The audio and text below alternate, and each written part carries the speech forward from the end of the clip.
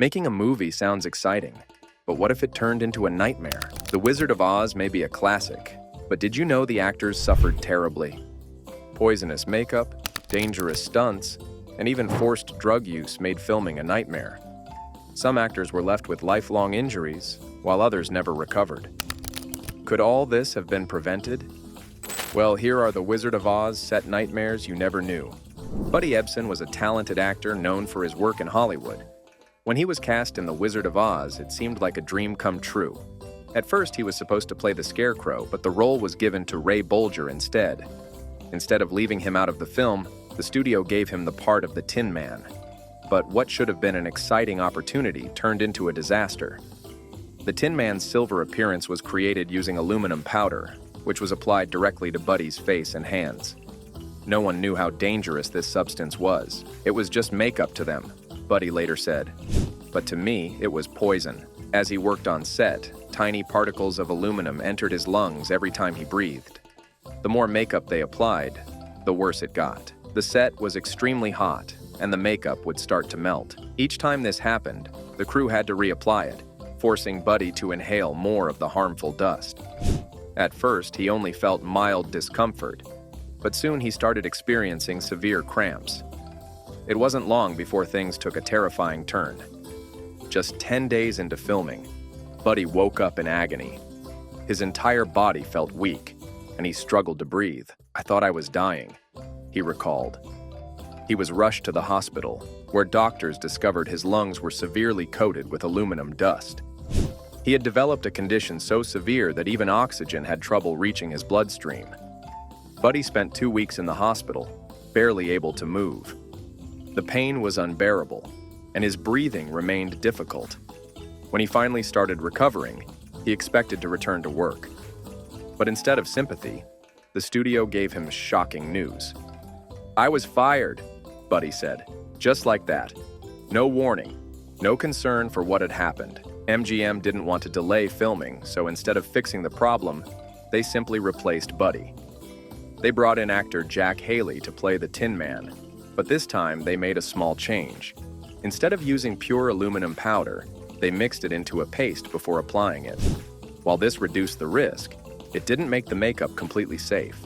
Jack Haley still suffered an eye infection, but his condition was nowhere near as severe as Buddy's. Buddy, however, was left to deal with the long-term effects of the poisoning. His lungs were permanently damaged, and he struggled with breathing issues for the rest of his life.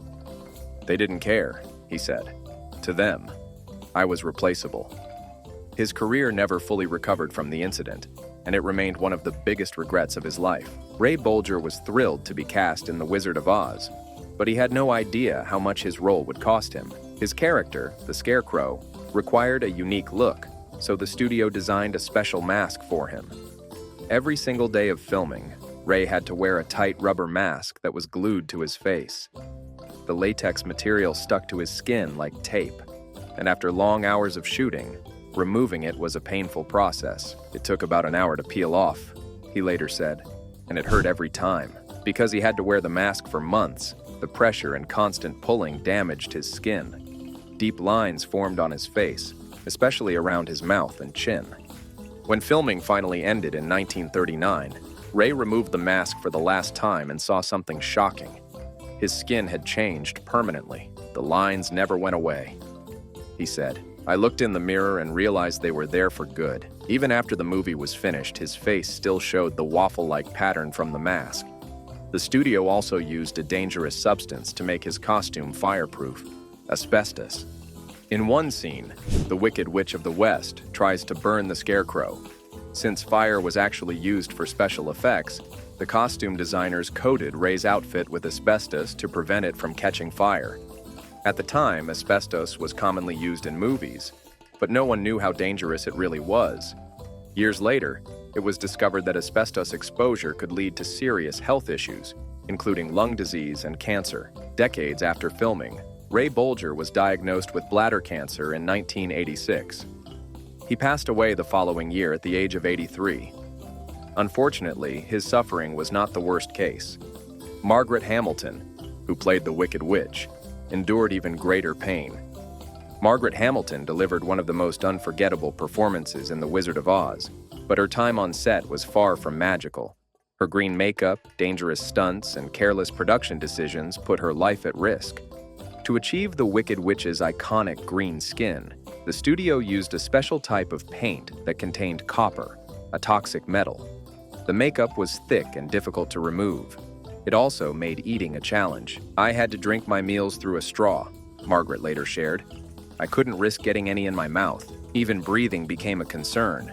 If she inhaled too much of the substance, it could have poisoned her." After months of wearing the makeup, it stained her skin. Even after filming ended, the green color wouldn't completely come off. "I was still slightly green weeks after the movie wrapped," she said.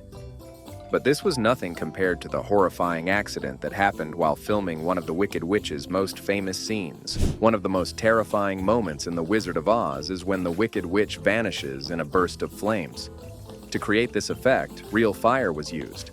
Margaret had to stand on a trap door, and when the fire appeared, she was supposed to drop down and disappear.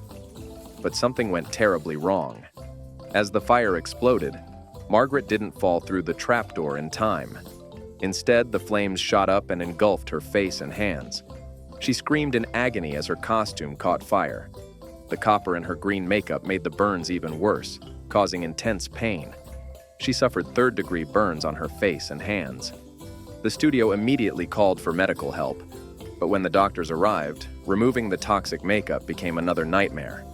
The only way to clean her burns was to pour alcohol over her wounds, which caused even more pain. "It felt like my skin was on fire all over again," Margaret later recalled. Her injuries were so severe that she had to take several weeks off to recover. But instead of showing concern, the studio was only worried about getting her back to work. When Margaret finally returned to the set, she was still in pain. But the studio didn't care about her suffering. They just wanted to finish filming as quickly as possible. Despite her dedication to the role, she refused to do any more dangerous stunts after her accident. "I told them, no more fire. If you need flames, get a double," she said. The studio agreed, but it was clear they had little regard for her safety. The studio then hired a stunt double, Betty Danko, to take her place in risky scenes. Betty was supposed to perform a broomstick stunt, which involved a hidden pipe that would release smoke as she flew. However, something went terribly wrong. During her third rehearsal, the pipe exploded. The force of the blast threw Betty off the broomstick, and she suffered severe injuries. Her legs were permanently scarred, and she had to spend nearly 2 weeks in the hospital. Judy Garland, who played Dorothy, was only 16 years old when she starred in The Wizard of Oz, but her experience was far from a fairy tale. The pressure from Hollywood executives was overwhelming, and they treated her more like a product than a person. The studio wanted her to look perfect on screen, and they controlled everything about her appearance. "You need to be thin," they constantly told her. To make sure she stayed small, they forced her to follow a strict diet. She was only allowed to eat chicken soup and black coffee.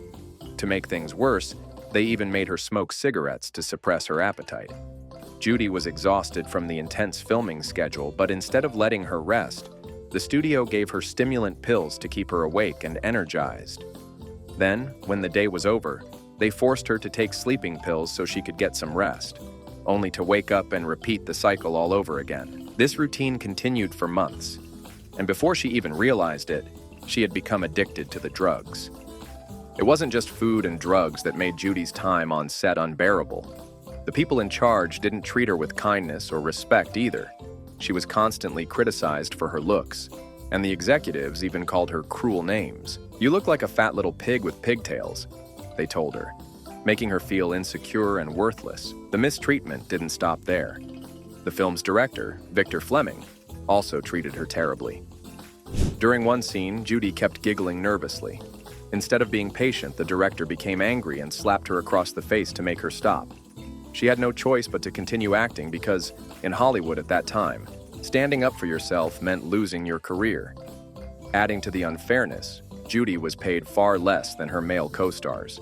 She made only $500 per week, while Ray Bolger, the Scarecrow, and Jack Haley, the Tin Man, each earned $3,000. Even though she was the star of the movie, she was treated as if she didn't matter. By the time The Wizard of Oz finished filming, Judy was already trapped in addiction.